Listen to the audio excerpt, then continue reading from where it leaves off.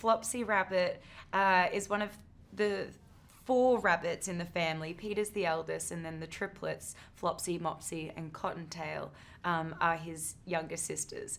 And Flopsy is constantly being bossed around by Mopsy. As much as they love each other, there's a bit of tension there sometimes in a very hilarious way.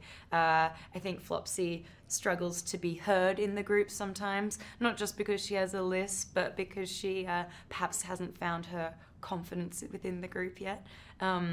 Cottontail, on the other hand, just really does her own thing and is a bit of a kook, but hilarious, but really doesn't care what anyone thinks, and that's very funny to watch. Mopsy, like I said, does a bit of the bossing around, is a little more jaded perhaps than Flopsy Rabbit, but ultimately they're all brothers and sisters and they love each other endlessly. We definitely, all the sisters, the triplets, idolize our older brother Peter.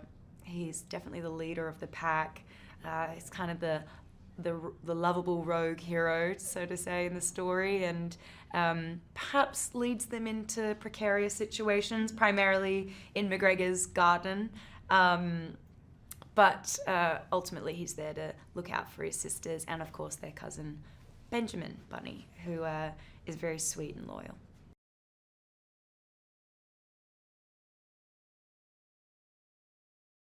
I actually do relate to Flopsy probably the most because I am the third in line of 4 siblings. So I've definitely been like stuck in the middle, fighting for attention in the big loud family that I grew up in. And I mean, we used to all fight but love each other, but make life hell for our mom, the poor thing.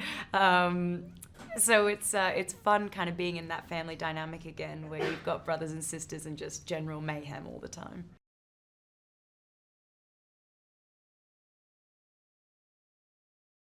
So much fun. 3 words. It is so much fun for the kids watching, and I think for adults too. I mean, I'm 27 and I find the jokes hilarious, so I don't think it's there's not one specific audience for this. Though we definitely made it for kids, it can be enjoyed by everyone.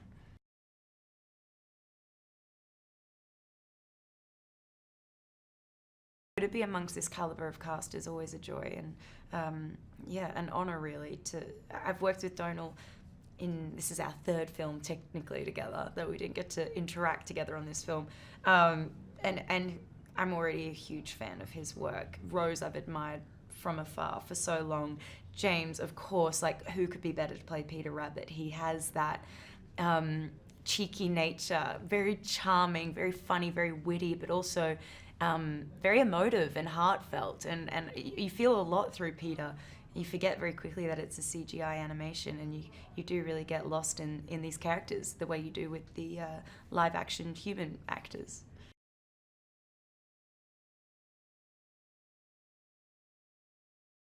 It was amazing to have Will there. He's so in it with you. He's not a director who's like, hands off, here, you do your part. It's like he's there, he's reading the lines, he's reenacting the scenes.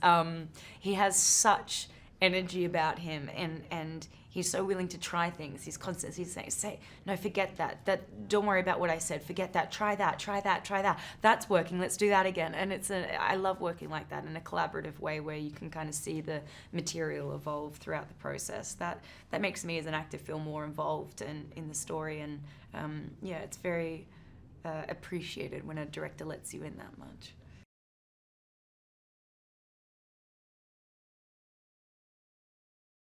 It's remarkable what they can do with animation these days.